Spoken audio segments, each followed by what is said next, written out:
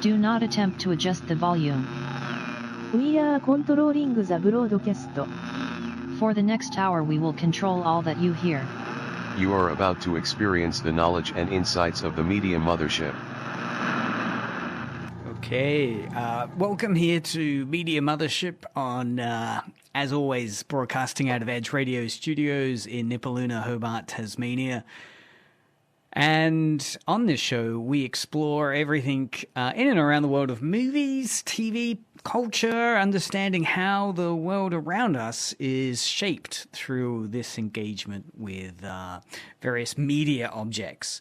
As always, we're streaming on edgeradio.org.au, as well as live streaming on YouTube and Twitch. You can find us by searching Media Mothership. And we're also on the DAB, digital broadcast system. You can message us during the show via the chat on YouTube and Twitch, or you can SMS us directly into the studio on 04 888 11707. As always, I'm your host, Dr. Craig.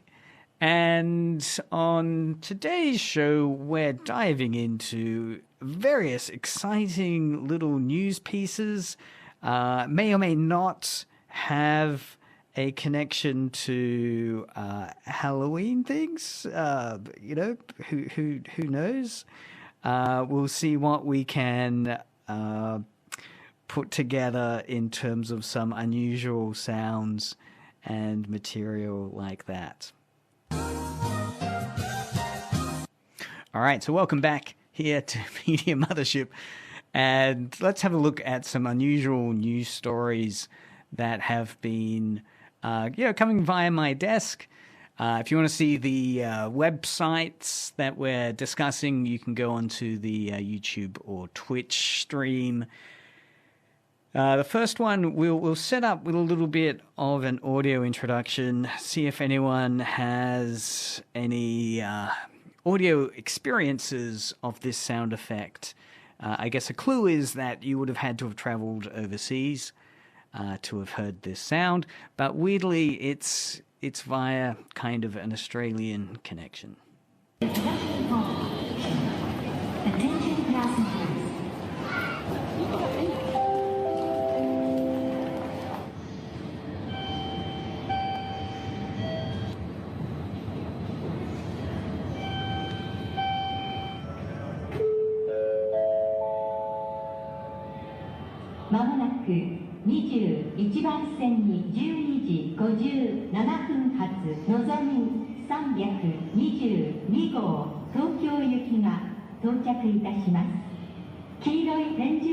So, of course, what we're listening to there is the announcements from Bullet Train. And what's particularly interesting is the voice that's there turns out to indeed be an Australian voice, which is quite unusual. We'll see if we can get another little example of it.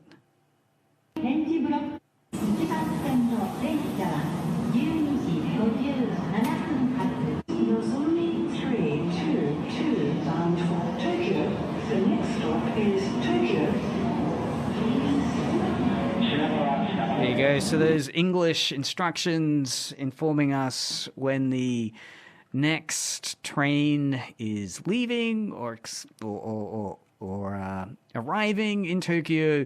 Came from the Australian Donald Bullock, and this is all via a quite an interesting little ABC News article talking about the Australian voice actor who, in the interview, was saying she invokes her inner Cate Blanchett for Japan's high-speed train line announcement.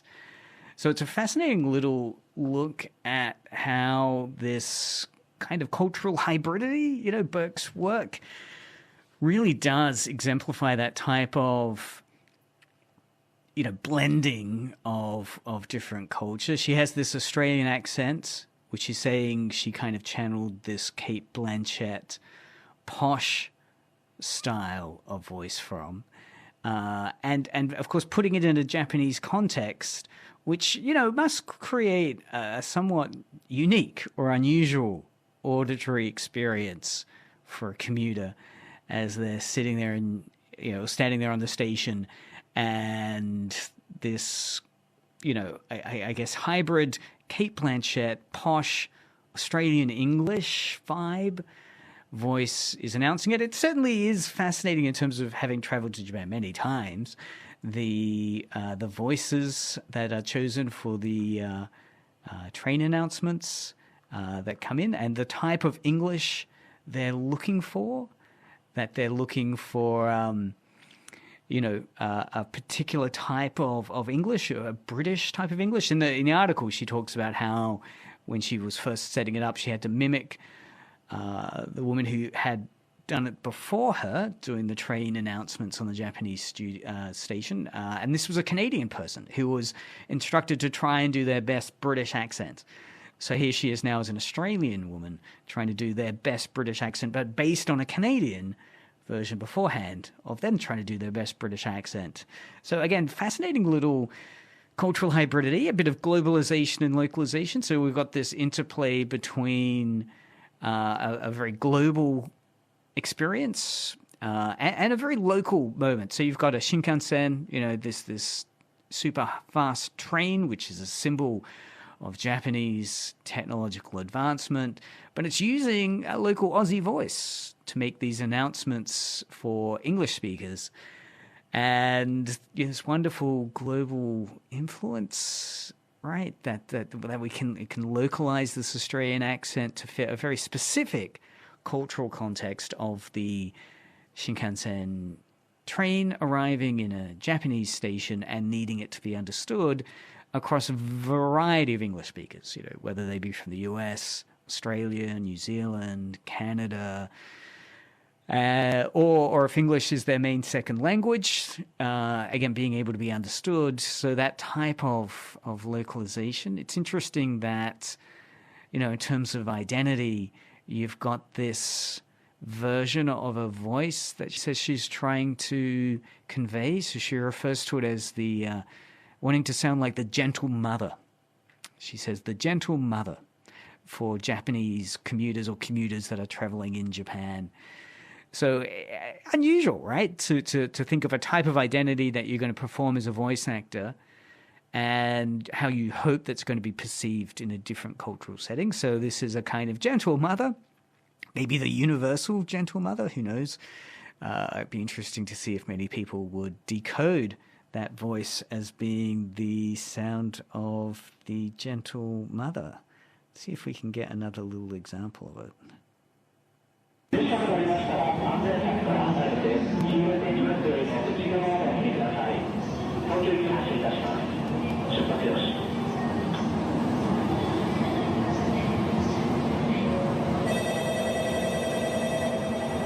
From track number 21, Nozomi bound for Tokyo is now departing. Please stand clear of the closing doors. All right, well, there we go. Bit of inner mother, maybe. It is fascinating, the choice of an Australian voice actor on a Japanese train line. And again, I guess the question of like the performance of, a gentle mother via Cate Blanchett, spoken from an Australian, being instructed to do a English, British type accent.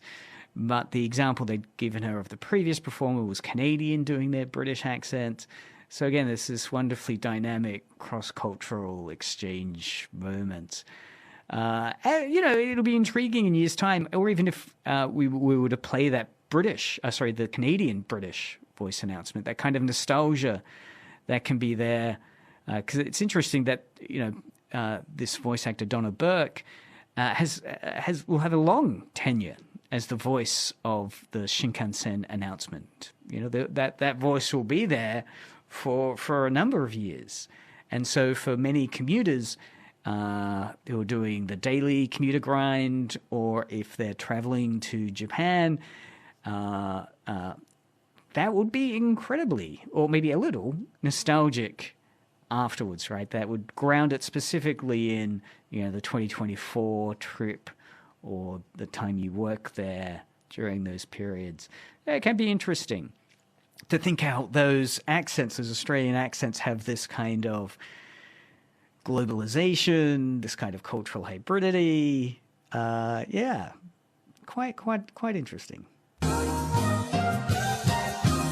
All right, let's move to the next story in today's unusual collection of odd media, little bits and pieces I've come across. This next story, for those listening in at the start of the show, you would have heard a really cool Japanese song, or possibly cool.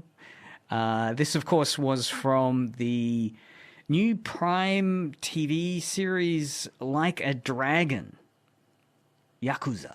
So this, of course, is based on the very popular, it's an adaptation of the very popular PlayStation series, the Yakuza game series, the Like a Dragon game series. And Prime recently has released the first season of Like a Dragon Yakuza. But many fans, of course, have become highly critical of what's left out of the series that they loved from the video game. Amongst that is the lack of the iconic song Baka Mitai. I look like an idiot. And that's in the Yakuza series. I mean, it's a rather gritty take on the Yakuza experience in a fictional setting. And within the game, though, there are all these bizarre, weird, unusual moments that can happen, including the fact that the protagonist is quite a cool karaoke singer. And in the game, you can do these karaoke mini-games. And one of the most iconic ones was his performance of Baka Mitai. So those people that were listening to the show before it started, I'd played the Baka Mitai version that the Prime Video producers snuck in as a little tweet extra. So what's intriguing here is Prime Video's adaptation of the Like a Dragon Yakuza, while it did omit the song in the actual episodes, nevertheless, as a little Easter egg, have posted a clip of the main character, Kiryu, singing this very, heartfelt, parodied type song, Baka Mitai. So this wonderful kind of cultural authenticity and adaptation that is going on, right? So while the omission of Baka Mitai from the series, could annoy some fans, it's always a problem when you're creating an adaptation. How true do you stay to the source material when you're adapting it to a new medium? So taking it from a video game, very, very popular video game franchise, and adapting it into a new series of the TV show version. So it raises some really interesting questions about, what elements you consider are essential for maintaining this cultural authenticity when you're adapting. In fact, I wrote a fascinating research article on this very issue.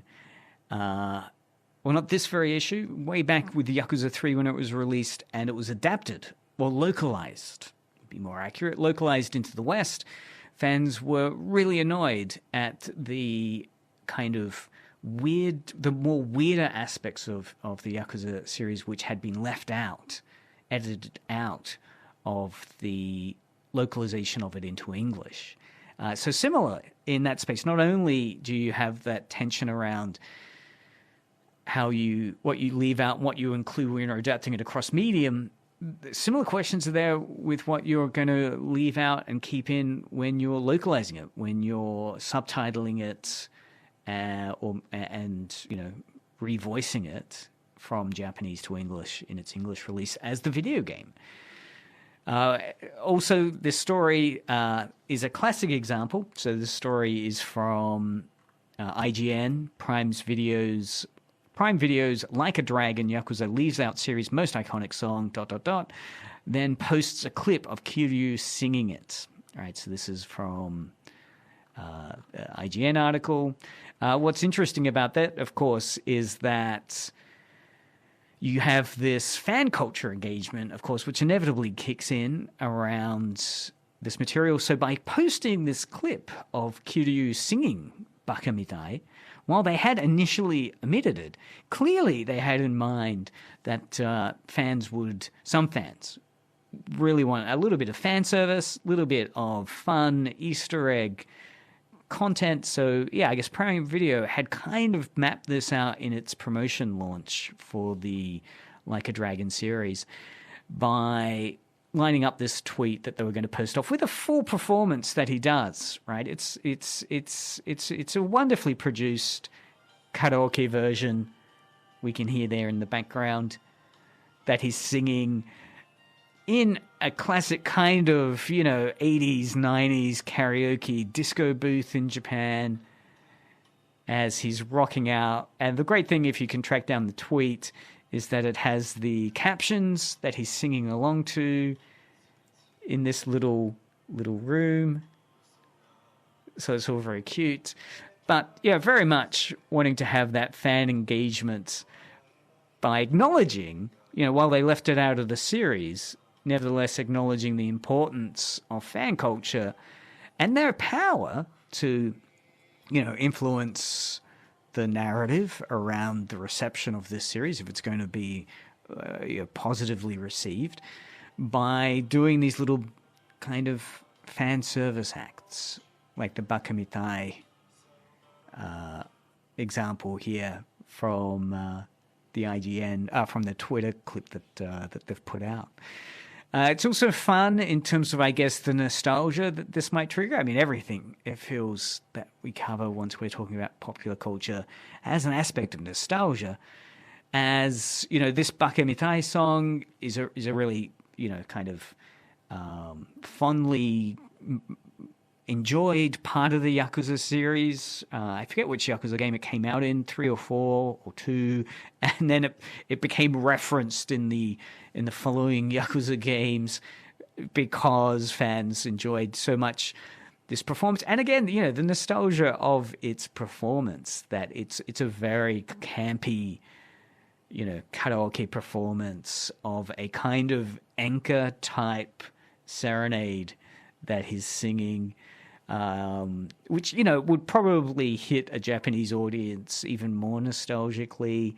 And, while it's absent from the TV show, nevertheless, it's a kind of tip of the hat to those fans that had played that Yakuza game, 5, 10 years ago, or have been playing the series over its long run, and, doing a little tip of the cap to it. It's also interesting, that kind of convergence we're seeing here. We've got video games and streaming services kind of intersecting with each other and influencing each other in a really interesting way with with TV shows like a Dragon, where they're adapting, the video game for a streamed release on Prime. So again, this idea of, the experience of the game, which, it'd be interesting because the video game is very interactive. As they say in video games, you're the last kind of worker on the production cycle of a video game because you're having to play it, and the story for every gamer often is different. Kind of small and big ways. Yet the television experience is, I guess, in that sense, a little more passive, right? You potentially passive in that sense of, you're not choosing what necessarily Kiryu does, as every TV series does. It's mapped out, pre-recorded, and so forth. So it'd be interesting to see that type of fit. It's worked really well with adaptations like Fallout, where that kind of cycle of consumption's occurred, where it's probably introduced a lot of new gamers into the Fallout space from the TV series, as well as recognized and being able to secure the previous gaming audience into that TV series. And as I was saying, one of the interesting things about this tension around adapting and localizing media culture is that you've got this double adaptation. You've got not only the video game to the streaming service as a TV product, you've also got a cultural translation from a Japanese video game to a global audience, or to localize it into different markets, the English-speaking market. So it might be a question that the initial decision to leave the Baka Mitai karaoke song out was this kind of, challenge of cultural translation, right? Do we put this performance in when we know some of our audience won't understand what a karaoke performance means in Japan, which, for instance, doesn't, like in the West, many people would associate karaoke as being a performance that's usually done on a stage in front of a group of people at a pub or another venue, whereas in Japan they're often set up as small little rooms you go into with friends, 2 or 3, 4, 5 friends, and you just sing these songs kind of privately as a group. So again, there might be some concerns that cultural translation would be more effort than it was worth. So it'll be fascinating to see how this Like a Dragon series is received. There's been some really notorious examples of, the failure of those adaptations. While Fallout was a huge success, Borderlands has been savaged by critics. I mean, I really enjoyed the Fallout series. I thought that nailed it. I haven't seen the Borderlands series, and part of that was, hey, I'm very busy. I've only got a couple of choices. The critical and popular reaction to Borderlands is hypercritical, so I'm going to skip that one at this point. But, maybe I'll go back and listen to it. So again, this is Baka Mitai. So we'll fade out as we set up for the next song, or the next little article piece that we'll have a look at. So moving on now to our next little article piece. This one's unusual. It's really the heart of Media Mothership. We're looking at quite a fun article that was recently on cracked.com, the popular culture website, headlined 5 Words We Got by Misunderstanding Fictional Characters. And I love this because very much one of the core missions of Media Mothership is to have a look at how this literal media mothership, films, cartoons, comics, television shows, shape the way we see the world around us. And sometimes there's a bit of miscommunication between the TV show and the audience, meaning that the audience or parts of the audience completely get the wrong engagement or meaning of it, but it takes off. It becomes its own thing and very much defines what it is that is there. All right, so the first one we're going to have a look at is their number five of their 5 choices, or their list of 5 examples that they've got. The number 5 choice, I'll play a little clip if there are any cartoon fans out there. See if you can most impressive. Understand Your this. powers even exceed Luthor's description. Brainiac, I presume. I apologize for any discomfort, but it was important that I accurately gauge your powers. Why? Morbid curiosity? Curiosity, yes. Morbid, hardly. You see, we have more in common than you can possibly know. All right, that, of course, was the character of Brainiac interacting with Superman. This was the Superman meets Curiosity. Brainiac scene in where was that from? This was from the Superman animation series. Episode for any fans out there is Stolen Memories.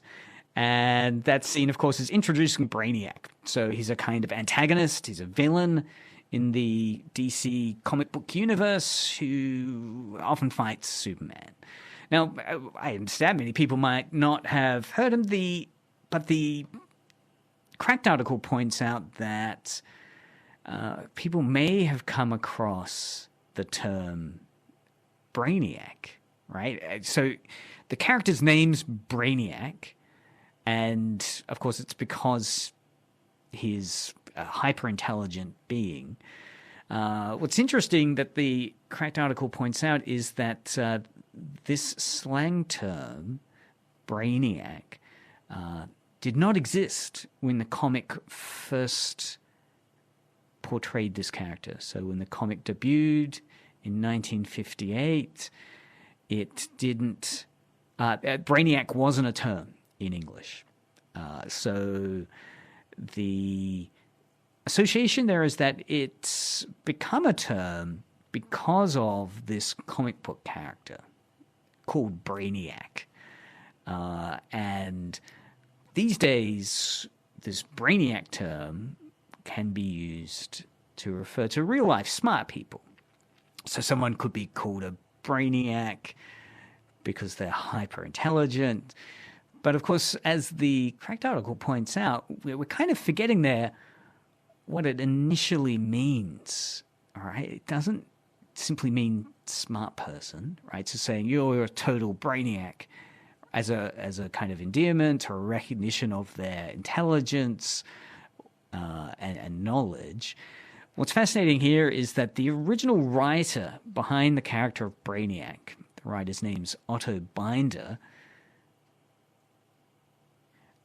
chose the name because he wanted to combine two words, right? One word, of course, being brain, but troublingly, because he was wanting to do a supervillain that challenged Superman, the other term he got for the antagonist is maniac. So Brainiac is for the name of a villainous antagonist character that combines brain and maniac. So actually, you know, in a way, if you're calling someone Brainiac, you're not just saying brainy, you're a brainy person. If we're taking the genesis of the name Brainiac to heart, it's actually you're a insane brain. you're, and it's fascinating that kind of negative connotation, though, I think, has largely been lost from the term Brainiac when we refer to someone as a Brainiac, or when we make any reference to a Brainiac outside of the DC universe. It's kind of just an analog of brainy. Whereas, it's a brain maniac. So troubling,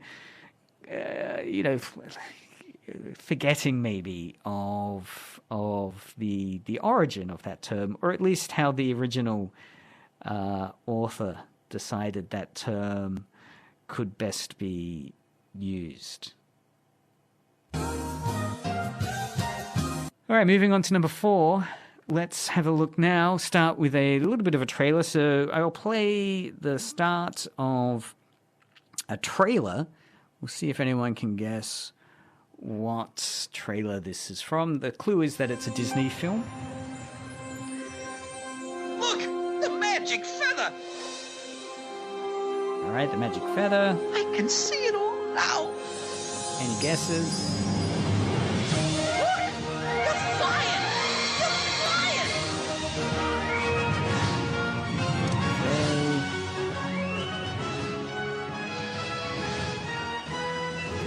Getting exciting. Dumbo! The ninth wonder of the universe! The world's only flying elephant! There you go, Dumbo, the ninth wonder of the universe, the world's only flying elephant. And of course, what's interesting is that the word Dumbo, originally has its associations with P.T. Barnum's famous elephant called Jumbo. And Jumbo was the mother elephant in Disney's Dumbo film that we just heard the trailer for. So the mother elephant in Disney's Dumbo is named after Jumbo, and much like the case with Brainiac, what we're looking here is a kind of, misunderstanding of what Jumbo means, right? So when we look back, as the article points out, when we look back and imagine that these elephants were named Jumbo, we think that they're called Jumbo because they're so large, but Jumbo did not mean that at that time. So when P.T. Barnum called his elephant Jumbo, it wasn't a reference to being large. It only became associated with large, as the article points out, after the success of P.T. Barnum's circus and how fondly the participants in P.T. Barnum's, or the audience for P.T. Barnum's circus, enjoyed the elephant Jumbo. So it became, after that fact, associated with,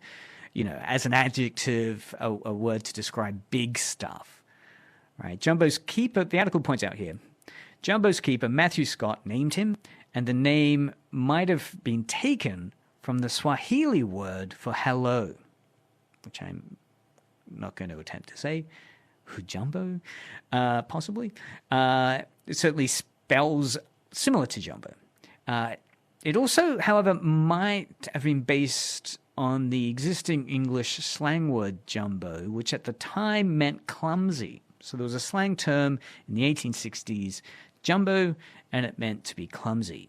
Jumbo wasn't even that large for an elephant either, the article says. So, if it's the first time you're seeing an elephant, it's probably going to seem large. But if it's not, you'd know that the elephant that P.T. Barnum was using was actually quite small. So it's amazing how deeply this word jumbo now is integrated into English as meaning, big-sized. So, if we're thinking of ordering something, sometimes the term for ordering it will be the jumbo size.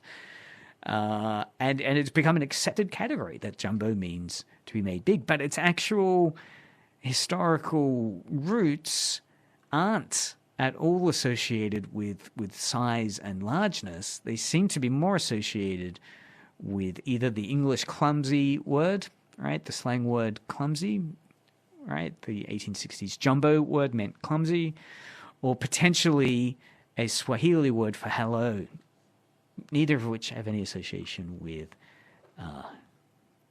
size. So again, it's a case of this media experience came along, the P.T. Barnum advertising, promotions, and experience of the elephant jumbo that then started this experience of size connections possibly. And certainly by the time we have Disney's film Dumbo, we have the mother called Jumbo, it all kind of, in retrospect, is defined as large. All right, let's now... I'll start it off. We've got this routine going. Here is another trailer from which another term has been misunderstood as a result of this movie. So here's the trailer. It's a film from 1952. Any 1952 film fans out there, you might guess this.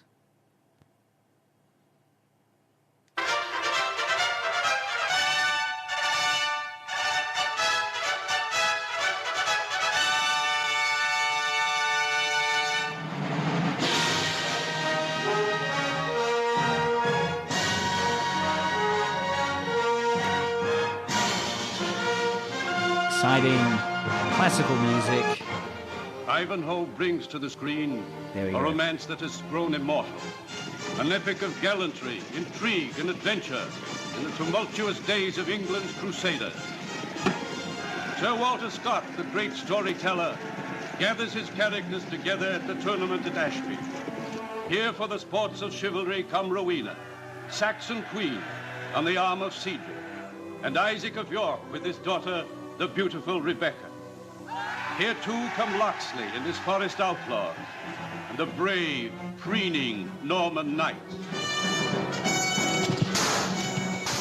Wow, so cool. So that, of course, is the 1958 movie Ivanhoe.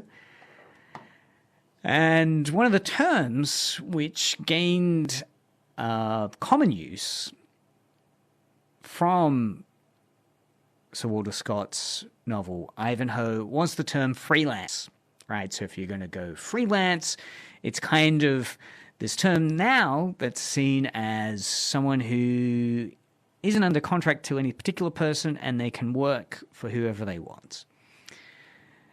Now, this term was used has since been kind of linked to Ivanhoe, the book Ivanhoe by Walter Scott, as this term that many people explain as, okay, what's the origin of the word freelancer? Wow, it comes from the medieval ages, they say. This is the claim.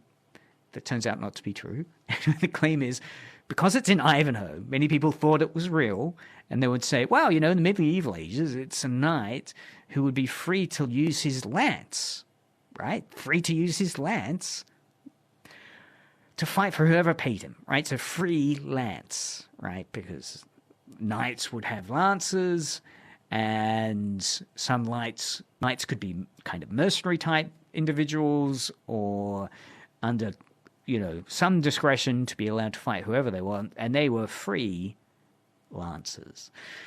Now, it's been, discussed how this one did not exist in the Middle Ages. There was no term, the term for these type of, knights that could, or soldiers that could fight for anyone, was not freelance. However, indeed, in the novel Ivanhoe by Walter Scott, and it did it, the setting is the medieval ages, and originally written in 1819. There is a line in it, in the book Ivanhoe, where a character says, I offered Richard the service of my free lancers, and he refused them. And so that's the line by a character, Maurice de Bracy, who's a mercenary leader. And so, in Ivanhoe, the term freelance is there, and because of that, people began to think, oh, okay, well, freelance, that must be the origin of the word. However, it didn't happen that way, so in that period, the Middle Ages, around when this book is kind of set, freelance soldiers would probably be called, the article points out, maybe using a Latin term like stipendiari, who were paid stipends, right? Or maybe they would be referred to as mercenaries. But they would not be referred to as freelancers. It's a nice idea because of the lance and the free, but actually, it comes just from a book, Ivanhoe by Walter Scott. So sadly, yes, not the case for freelancers. It doesn't have a wonderfully charming medieval origin. All right, we're zooming through the list now. Number 2, again, we'll start with the movie that caused the coining of this term. Comes from this movie, but people don't realize it, and they give it a different origin. So here's the trailer for the movie. It's a cult movie. It's not English, so it'll be a bit of a challenge for those people out there. But if you're a world cinema fan, this movie came out in 1960. My goodness.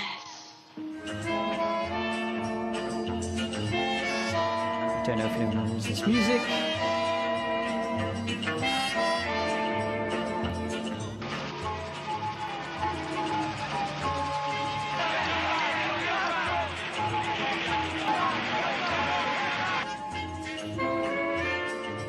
Okay, however, that is the well-known music from the classic 1960s movie by Federico Fellini, La Dolce Vita. Great film. Absolutely one of the seminal films of the 1960s in Italian cinema.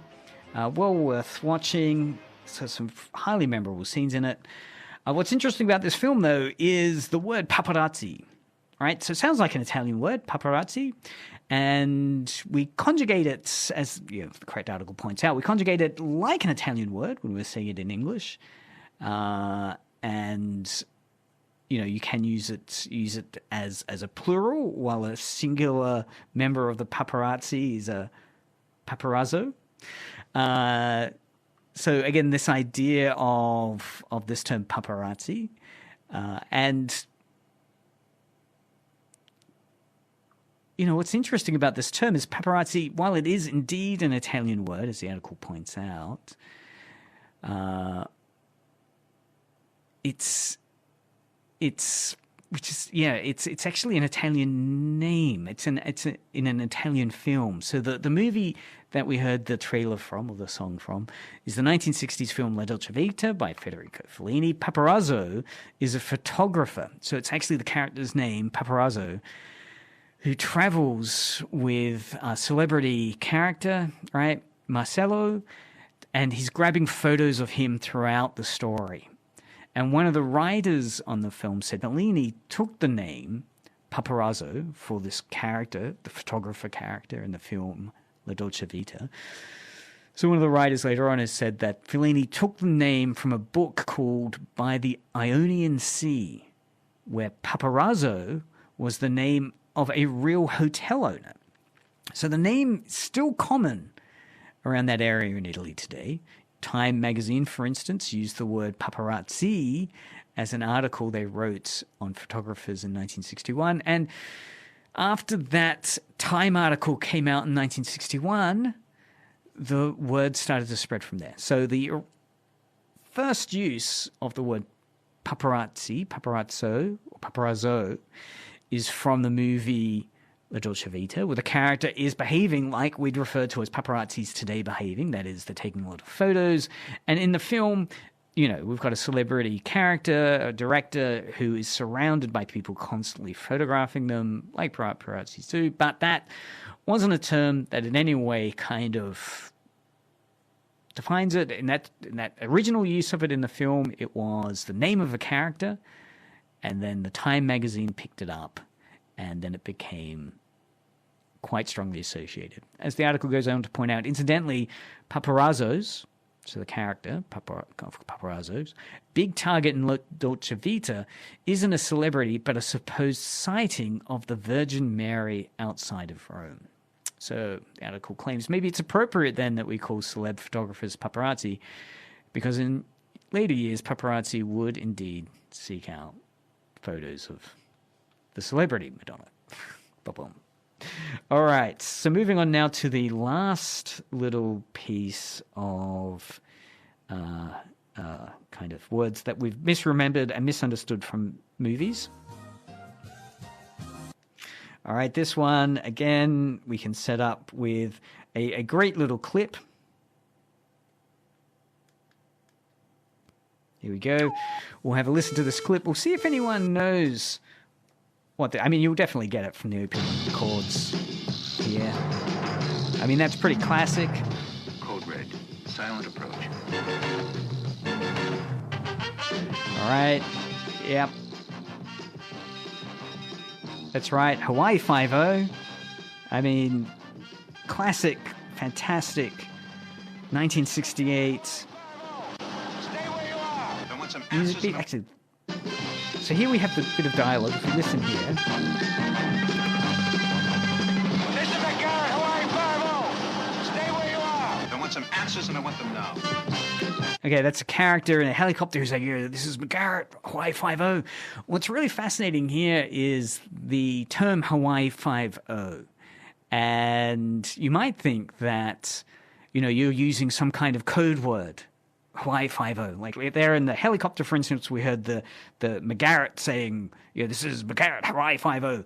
Right? Is this a code word? Does it mean police? I mean, it has now this association with police from the TV series, of course, Hawaii Five-0, very, very cool kind of action series in the 1960s with police. It had 10 seasons. And in fact, you know, if you've been watching recently, there's even a reboot way back 2010 that came out.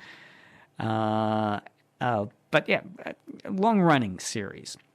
So both shows, right, the original 1968 show and the reboot in 2010, are indeed about police in Hawaii, but the phrase 5-0 does not mean police. Exactly. So it refers to Hawaii, because Hawaii was the 50th state in America. And of course, the article says this was especially confusing for users back in the 1960s because the original series was titled Hawaii Five-0. And so what's interesting here is that, you know, Hawaii Five-0 doesn't mean police. It's Hawaii Five-0 as in Hawaii, the 50th state. So the confusion there, yeah, it's become associated though with kind of policing, police action. This is why 5-0 as a reference to police are very unusual there. And I guess today we've got shows, the article mentions shows like Brooklyn Nine-Nine. Equally, Nine-Nine doesn't refer to police, right? The Nine-Nine were police in that show. Yeah, it doesn't kind of work. I guess in this case, the show could be called, if you're wanting Hawaii Five-0, it could be Brooklyn BK. BK is the Brooklyn. Anyway, who knows? Well, some unusual origins there. Hawaii Five-0, Paparazzi, Freelancers, Jumbo, and Brainiac, all of which not quite having the perfect history and etymology as that we would refer to today. That's been Media Mothership for another week. I'll post show links to the podcast notes, so make sure you have a listen to that. So as always, thanks for listening. This has been Dr. Craig, Media Mothership for another week on Edge Radio. Next week we're going to dive into Godzilla. It was Godzilla's 70th anniversary recently, so we're going to jump into some Godzilla theories. So we'll see what we can dig up there. You can listen, of course, as always, to previous episodes on YouTube, Twitch, and at edgeradio.org.au, as well as your podcast provider of choice. And Media Motherships on Facebook and Instagram, so you can check out more info there. Keep listening to Edge Radio. It's cool music coming up now. And then at, 6 o'clock... we've got Adrian with You Can't Sit Down, always worth chilling out to there. So, thanks again for listening.